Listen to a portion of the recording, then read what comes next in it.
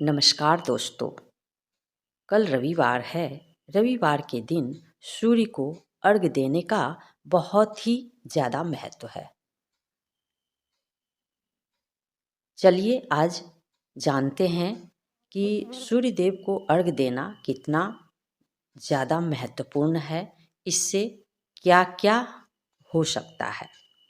सूर्य देव को अर्घ देने से धन की प्राप्ति, यश की प्राप्ति और जिस व्यक्ति का या जिस कन्या का विवाह नहीं हो रहा हो उसके विवाह के भी सुयोग बनते हैं यदि नियम पूर्वक सूर्य भगवान को अर्घ देते हैं तो।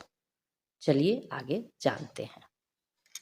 सूर्य को जल देते समय डालें ये चीज़, नौकरी में प्रमोशन के साथ बनेंगे विवाह के संयोग। सूर्य को जल अर्पित करने के लिए शास्त्रों में कई नियम बताए गए हैं और उसी के अनुसार जल अर्पित करना लाभकारी माना जाता है। ज्योतिष शास्त्र में रविवार का दिन सूर्य देव को समर्पित माना जाता है। हिंदुओं में मान्यता है कि सूर्य देव को जल अर्पित करना बहुत लाभकारी होता है। उन्हें जल अर्पित करने से आपको अनेकों परेशानियों से मुक्ति मिल सकती है। यही नहीं, सरकारी नौकरी में आ रही बाधाओं से मुक्ति मिलती है। यदि विवाह में देरी हो रही है या समस्याएं आ रही है तो सूर्य देव को जल जरूर अर्पित करें। यही नहीं, मनचाहा जीवन साथी पाने के लिए सूर्य देव को जल देने से लाभ जरूर होता है। यदि आप कर्ज में घिरे हो, आपको संतान प्राप्ति में समस्या हो, आपका व्यापार ना चल रहा हो, किसी भी तरह की समस्या हो, यदि आप सूर्य देव को जल देते हैं तो आपको इससे आपकी सारी समस्याओं का निवारण होता है। सूर्य देव को जल देने से आत्मविश्वास बना रहता है। जब हमारा सूर्य मजबूत होता है तो हमें घर, परिवार एवं समाज में मान सम्मान मिलता है। सूर्य को जल देने से मन मजबूत होता है जिससे हम जीवन के हर क्षेत्र में सफलता प्राप्त करते हैं। किसी भी तरह का डर हमारे मन में नहीं रहता है। इसलिए सूर्य देव को जल देना आवश्यक है। लेकिन हम जब सूर्य देव को जल देते हैं तो हमें बहुत कुछ बातों का ध्यान रखना चाहिए। और यदि हम सूर्य देव को जल चढ़ाते समय कुछ चीज़ें इसमें डाल देते हैं तो आपके नौकरी में प्रमोशन के साथ बनेंगे, विवाह के संयोग बनेंगे। आइए ज्योतिष। यदि आप आर्थिक तंगी से गुजर रहे हैं तब आप एक तांबे का पात्र लें, उसमें जल भरकर फूल, अक्षत, रोली डालकर प्रतिदिन सूर्य देव के मंत्र का जाप करते हुए जल अर्पित करें। इससे आपको कर्ज से मुक्ति मिल जाएगी। ऐसा करने से व्यक्ति को धन लाभ होगा। व्यापार में भी यदि कोई परेशानी है तो उससे भी आपको मुक्ति मिलेगी। शीघ्र विवाह के लिए तांबे के पात्र में जल भर लें, उसमें कनेर का पीला फूल, हल्दी एवं आंवले का रस डाल दें। इस जल को आप सूर्य देव को देखते हुए मंत्र का जाप करते हुए रोज अर्घ दें। संतान प्राप्ति के लिए तांबे के पात्र में जल भरकर उसमें लाल कनेर का पुष्प, अक्षत एवं रौली लेकर सूर्य को अर्घ दें। इस उपाय से आपके संतान प्राप्ति में जो परेशानी आ रही है या आपके वैवाहिक जीवन में जो समस्या आ रही है वह दूर होगी। सूर्य को जल देते समय गायत्री मंत्र का जाप भी कर सकते हैं। ऐसा करने से आपके दाम्पत्य जीवन में मधुरता आएगी। इससे घर की आर्थिक परेशानी भी दूर होती है। सूर्य को कैसे जल दें? यदि आप सूर्य को जल देते हैं तो आपको हमेशा सूर्योदय के पहले उठना चाहिए। यदि आप सूर्योदय के बाद उठते हैं तो इससे आपका सूर्य कमज़ोर हो सकता है और कार्य में असफलता मिलती है।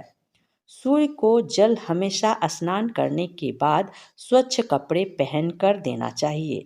यदि हमें अपने घर की छत पर बालकनी से सूर्य देव ना दिखाई दें तब भी हम उन्हें जल अर्पित कर सकते हैं। यदि सूर्य देव आपको अपने घर से दिखाई दे रहे हैं तो अति श्रेष्ठ है। तब आप तांबे के लोटे में जल लेकर उन्हें देखते हुए जल अर्पित कर सकते हैं। इसके लिए दोनों हाथों से सूर्य को जल दें। ध्यान रखें कि आपका दोनों अंगूठा उस पात्र को ना छुए। सूर्य के मंत्र का जाप करते हुए आप जल दें। इससे आपकी सभी परेशानियां दूर हो जाती है। ऐसा करने से सूर्य देव आपकी हर इच्छा को पूर्ण करते हैं। सूर्य देव को जल देते समय इस नियमों का रखें ध्यान। अगर आप सूर्य देव को जल चढ़ा रहे हैं तो आपको कुछ बातों का विशेष ध्यान रखना चाहिए। सूर्य देव को देवों का देव कहा गया है। यह ज्ञान और बुद्धि के देवता हैं और जो भी व्यक्ति इनकी पूजा करता है उसके जीवन में आगे बढ़ने के अवसर आते हैं। हिंदू धर्म में मान्यता है कि समस्त सृष्टि में प्रकाश और ऊर्जा के स्रोत सूर्य देव ही हैं। यही कारण है कि लोग अपने जीवन में सुख, शांति, तरक्की और समृद्धि के लिए सूर्य देव की पूजा करते हैं और उन्हें जल अर्पित करते हैं। ऐसा कहा जाता है कि जो व्यक्ति नियमित रूप से सूर्य देव को जल चढ़ाता है उसके जीवन के सभी कष्ट व दुख दूर हो जाते हैं। लेकिन क्या आपको पता है कि सूर्य देव को जल चढ़ाने के भी कुछ नियम होते हैं? अगर आप उन नियमों का ध्यान रखते हैं तो ऐसे में आप पर सूर्य देव की अनुकंपा होती है। तो चलिए आज हम जानते हैं कि वो कौन सा नियम है। अगर आप सूर्य देव को जल दे रहे हैं तो कोशिश करें कि आप उगते हुए सूरज को जल दें। कुछ लोग 10-11 बजे या फिर दोपहर में सूरज को जल देते हैं।